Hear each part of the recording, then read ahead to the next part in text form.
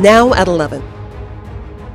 It's been 10 years since Northside High lost a beloved student. We can all be assured that Chris is at a better place now. And while Chris Johnson might be gone, he left behind a lifetime of lessons. God chose him to fight this disease for a reason. We'll hear from his family on how their superstar's legacy lives on. Plus, the Bibb School Board discusses possible closures and consolidations in the district. On the board, we'd likely make a decision to close one or two of those schools. I'm Justin McDuffie, and I'll tell you what schools could be at risk. And the Jones County teacher's surprising death shakes the community. The children that she taught felt it in their hearts. How friends and family are honoring her by asking you to love like Cheryl Ogle. Eyewitness News at 11 starts now. The future of a few Bibb County elementary schools is up in the air. District leaders say student enrollment is dropping in Bibb County schools, and that's causing the school board to think about making some tough decisions. Justin McDuffie tells us which schools could possibly be at risk. Elementary school, it's where you begin your educational journey. You learn how to read, write, and so much more. But Bibb School Board member Lester Miller says the county might have too many schools to operate efficiently. Nobody's opposed to closing elementary school, it's just not their elementary school. I mean, if it's going to be closed on somewhere else part of the town, they're all for it if it saves taxpayers some money, but not in my neighborhood. At a board work session Thursday night, the Bibb School Board looked at the data, including the cost and capacity of all the schools in the district. Some of those schools that we mentioned tonight, it costs approximately $8,200 a child to educate, whereas just a half mile up the road, it costs $6,200 a child to educate.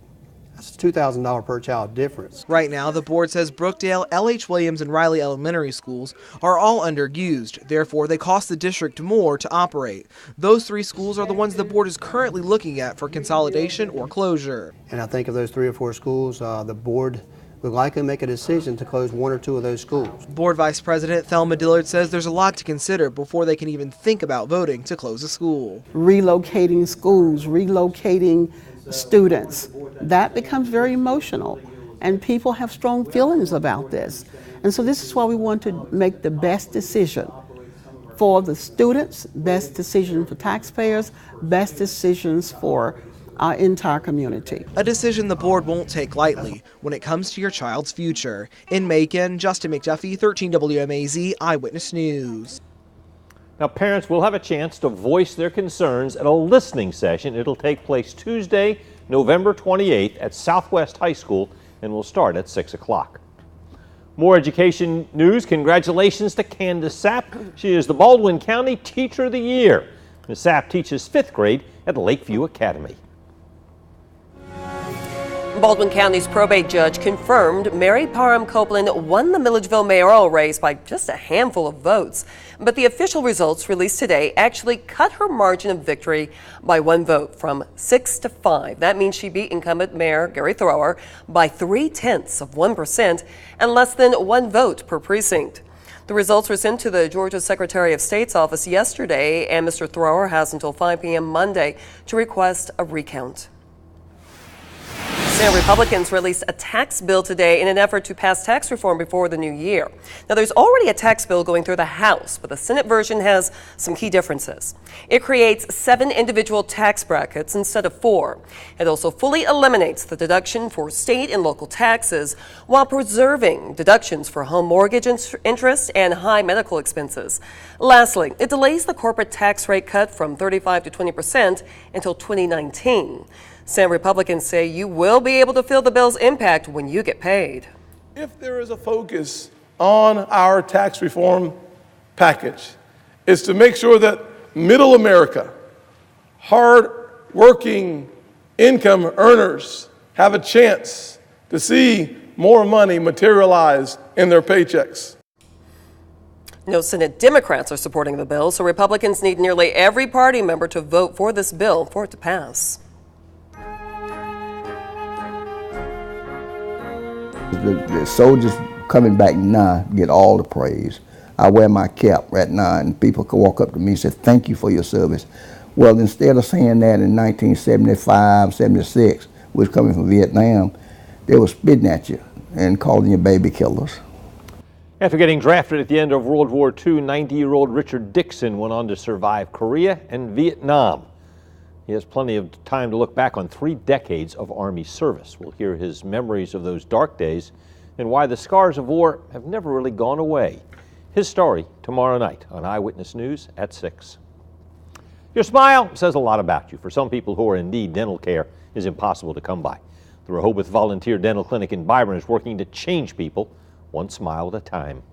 I'm unemployed and I'm also uninsured, and so Rehoboth has definitely helped me get the dental work done that I needed to get done. When Carmen Melvin came to the volunteer clinic, she had just started recovering from a drug addiction. When I first came, I was very ashamed and very embarrassed at the shape that my teeth were in. What she found when she walked through these doors wasn't criticism. And they made me feel at home. They made me feel like, they loved me. They never condemned me.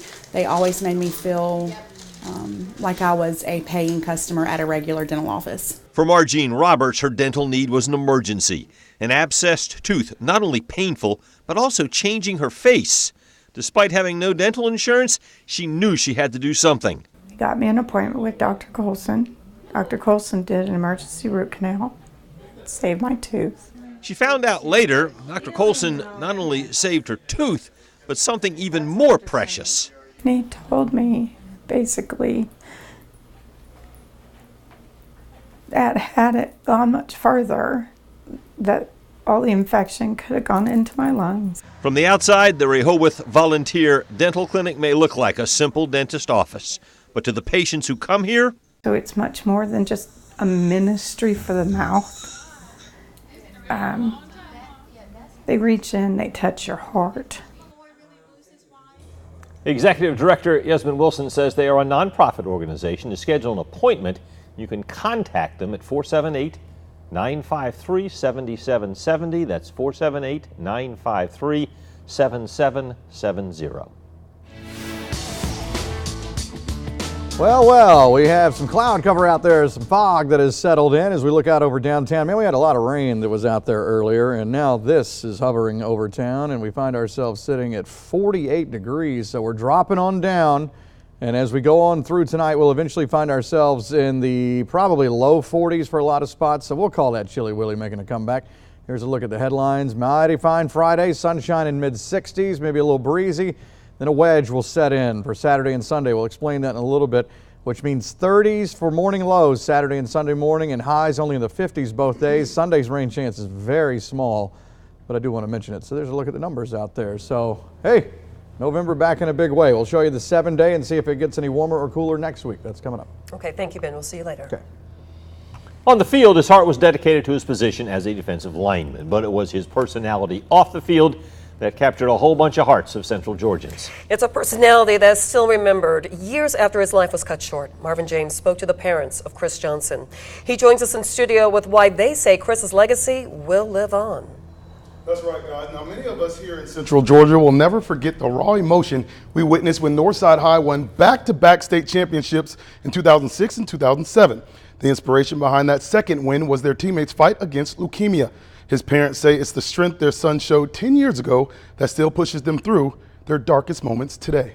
We were just proud to be part of the Northside family, and more importantly, proud to be Chris's parents. Chris Johnson was a gentle giant, a promising young player on the Northside football team when he was diagnosed with leukemia just after his freshman year in high school. I know my situation, you know, if it's God, if it's meant for me to be out there again, then God, he'll let me know. Very traumatic, very heartbreaking, because that meant pretty much the end of his active playing. He didn't get to play again, but he followed his team closely. He was part of the Eagles, kind of like the extra player on the team, if you will. During Chris's public battle with cancer, he switched roles from player to cheerleader. Friday is a whole different story. He's not his friend Friday night. Gaining him fans across Central Georgia. No matter where they went to school at, who he played against, they're just his buddies. His ties were to Northside, but he embraced everyone, you know, as human beings and pretty much as his family. The community, Warner Robins, Houston County, was his family.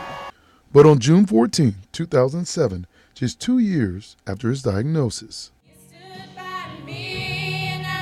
cancer won. He was a young man of faith, and he knew that the odds at sometimes seem to be going against him. Thank you for letting Chris be a part of the Northside family.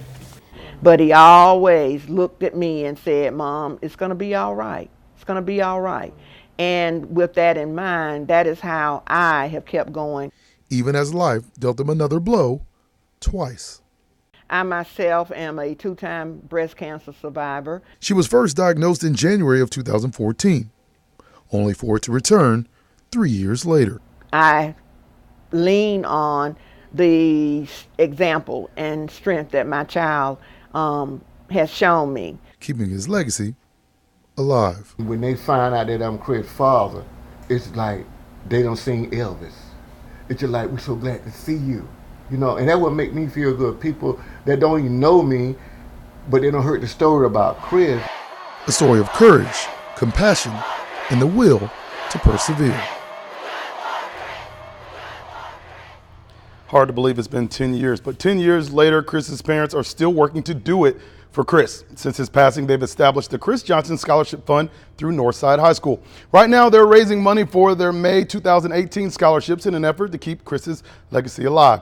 Monetary donations of any amount can be made to the Chris Johnson Scholarship Fund and sent to Northside High School in Warner Robins. What an amazing young man. Lori, Frank. Oh, he was a star at the Children's Hospital. Absolutely. Those kids absolutely loved him. Oh, he was magic with them. You can donate to the Chris Johnson Scholarship Fund on GoFundMe. A link to that page can be found on our website, 13wmaz.com. And you can also take a look back at the memories we've captured during Chris's brave fight. An amazing family.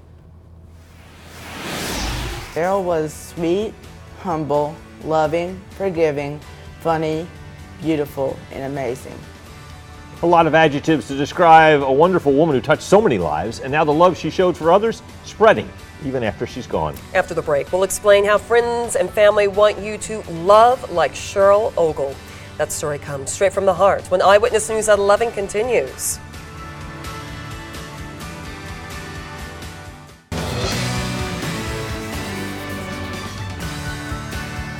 Welcome back. If you live in Gray, you may have seen a message trending around the city this week.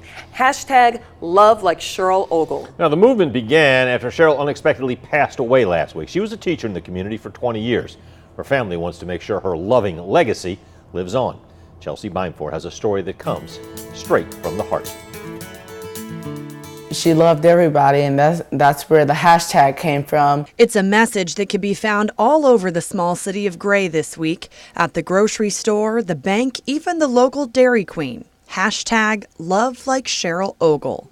There was never a day that our family didn't know how much she loved and cared for us. At the age of 42, Cheryl Ogle unexpectedly passed away in her home last week. She had such a unique gift given by God. A kindergarten teacher at Gray Elementary for 20 years, Cheryl's friends and family say there was simply no one else like her. The children that she taught felt it in their hearts. Her husband Trey says she had compassion for every student that passed through her classroom, often crouching down on her hands and knees to be on their same tiny level. Her son Parker says she was known as the hugger around school. If someone was not a hugger, she taught them how to hug. Cheryl was also involved with an organization at Gray Elementary called Guardian Angels, a group that helps students who are in need.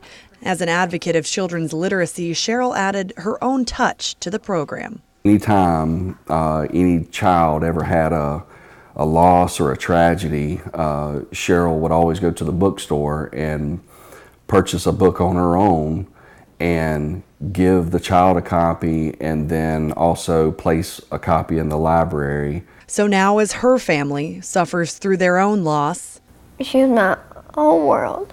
They're asking people to love like Cheryl and donate books to Gray Elementary School so her legacy can live on. If we could spread that message that through love, all things are possible, I think the world would be a better place. A place that now has a real guardian angel.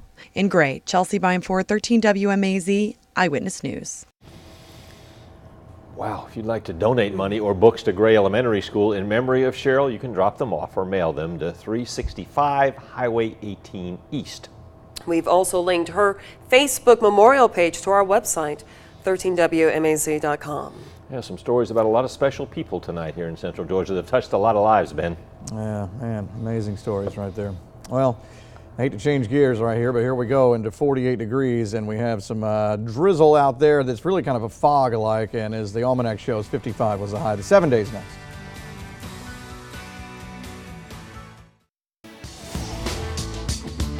Okay, here's a look outside, and man, I tell you what, I had it zoomed in earlier on the courthouse, and then I checked back when this fog rolled in, and I thought that we had lost power downtown. I couldn't see anything, so I had to zoom all the way out.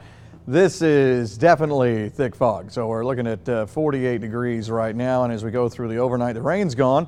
Chilly Willie's back, but certain spots may have some of the thick fog. Here is a look at Doppler Max HD, so cold stuff. Think about it as we go on through the next few days. That's pretty much the headline, with the exception of tomorrow. Looks like maybe some sunshine. Let's get on through the radar shots here first, and then we'll get to what's coming. Again, the rain that came through earlier today, all of that's made its way on off the Carolina coastline. The front continues on through, and then we have, again, cold stuff this weekend, but kind of in a different way. Okay, we talk about the wedge from time to time, and I drew it in here in blue just so you get an idea of the cold air coming down. What happens is as that front comes through and the high slides off the coast here, spinning clockwise, the cold air gets thrown in, hits the Appalachian Mountains, and it's dense, so it's at the surface there, so it can't go over, so it pulls up and then funnels down into northeast Georgia. It's kind of tough to forecast around this thing sometimes, but we're on the outside edge sometimes, but it looks like it will move on in here enough that it's going to dominate as we go through the weekend. How about beyond that? Sunday, barely showing anything as far as rain until you get into late Sunday night, so when I say a 20% chance,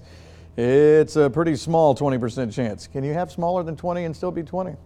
It's a 19% chance of rain. We go dry as we get on into next week. Here's a look at the current numbers, and you can see some 40s as you go in the northern half of the state, 50s as you go southern half. And as we go through tonight into tomorrow morning, it's showing mid-40s, but I think we could have some low 40s out there. And then tomorrow afternoon, mid-60s. So a very nice Friday. Again, maybe a little bit of a breeze. And then tomorrow night, if you're heading out to do whatever it is, football Friday night, for us, it's going to be one of the colder ones we've seen. Should be easily in the 50s during game time and probably some 40s by the time the games wrap up. And then we're looking at upper 30s Saturday morning. Getting into Saturday afternoon, and you can see the wedge in play right here, especially as you go up in northeast Georgia. We're looking at 50s for a high. And then Saturday night into Sunday morning, we may see, I got us in at the potential for some upper 30s as we go into the day, or at least to start the day. And then still 50s on Sunday afternoon. So the 7-day, other than a nice Friday, it goes back cold, so the wedge will do its thing this weekend. So next week may bring the 60s back in, maybe up to 70 around this time next week. But before you think, oh, here we go back to the 80s, I've looked ahead on some of the long-range models, which of course can change, but I do see another huge cold front coming in around next Friday or Saturday. We'll wait and see if that pans out, guys. All right, been a couple of weeks since the Macon Mayhem were home. But they were back at the Cineplex tonight, Marv. That's exactly right. Plus, we are also talking some Georgia Southern football tonight. Coming up in sports, I'll bring you the highlights from both games. You don't want to miss it. Sports is next. He's got some open space here to the near side of the field. He's got some blocking as well. He's inside. Welcome back, sports fans. The Macon Mayhem are back home in Central Georgia looking for their very first home win on the ice. Tonight, they begins a 3-game homestand, taking on the Evansville Thunderbolts. Early on, after a bad deflection, Dave Williams loads up, fires, and beats Charlie Finn for the power play goal. Thunderbolts lead 1-0 in the first period. Coach Kerr trying to make some sense of what's going on mid-first period. John Seamer with the puck finds John Gustafsson in front of the net for the equalizer. Mayhem tied it up at 1-1. Later on, Donald Oliveri beats the defender, shoots and scores glove side. Thunderbolts retake the lead 2-1 to end the first period, and the Mayhem couldn't fight their way back. They lose this one 4-2 is your final. The Mayhem will be back on the ice Friday night. Puck drops at 7:35. We also have got some college football action going down on a Thursday night, and it features 2 Sun Belt Conference teams. Appalachian State hosting the Georgia Southern Eagles. Now 2.5 left in the first. Eagles shy Wirtz looking down the field to throw, but decides to keep it instead. And that's a good decision. Look at all the room he's got there. He takes it inside the 10-yard line. First in goal. Solid run to put them in the red zone, and that's going to set up this field goal from Tyler Bass. It's good from 29 yards out, and the Eagles take a 3-0 lead. But start of the third, Appalachian State is up 10-3. They have a pretty good quarterback at the helm. It's Taylor Lamb, the son of Mercer head football coach Bobby Lamb. He fires a strike to Thomas Hennigan, cuts back to the inside, and it's a huge gain of 51 yards. It would lead to a Mountaineers field goal, and App State continues to pull away. They win this one 27-6. Georgia Southern dropping to 0-9 on the season. Now for the second time in school history, Macon County has a football player honored and recognized as an Under Armour All-American. Christian Meadows, one of the big uglies, a 4-star offensive guard, received his jersey for the Under Armour All-Star game today in front of teammates, classmates, and family. Meadows weighs in at 330 pounds and is one of the top recruits in his position, is ranked 79th overall in the ESPN 300. Meadows said earlier he felt honored to represent Montezuma with his achievement. It feels good, I get to compete with the best of the best. So, I'm doing this not only for me, but for my family and my school. Everything is just surreal. I mean, this is what I've been working for. Now that it's here, now that I got this opportunity, I'm very blessed. Very handsome guy. Lori just corrected me. I can't call him a big ugly. Now, you guys might remember Roquan Smith, who now plays for the Georgia Bulldogs. He was the first player to receive this honor for Macon County. The Under Armour All-American game will be played January 4th in Orlando, Florida. Now, that's it for sports. We're wrapping up the show after the break. Please stay with us.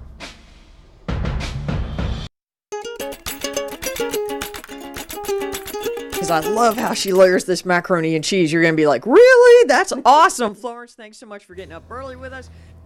Last week, Flo broke down her sister's mac and cheese recipe, or Miss Flo. Tomorrow morning, Suzanne is in Eatonton to try her hand at a holiday classic dressing. Don't want to miss this time-honored family recipe. Could give you a couple ideas for the holiday menu. Remember, your family's recipe could be included in our Recipes from the Heart virtual cookbook. Just send us, please make sure this is handwritten. Recipe, mail it to 1314 Gray Highway, Macon. What else would you write it with? 31211. I guess you can't type it. They wrote it with their toes. Man. They want it handwritten. You can't type it? Roll that footage. Apparently again. not. I saw something. Marv saw something. God. It doesn't look amped up. I don't think it was amped up, sir. I don't know if Miss Flo's mac and cheese was either, but it was really good. Plate of that, though. I look forward to that stuff in a couple of weeks. There's the 7-day. We've got a nice Friday and then a cold weekend coming in, folks, so enjoy that. Thanks for watching. First morning, 5 a.m. News always on at 13WMAZ.com. The Late Show is next. That is correct. And night-night. Safe driving tonight. It's foggy out.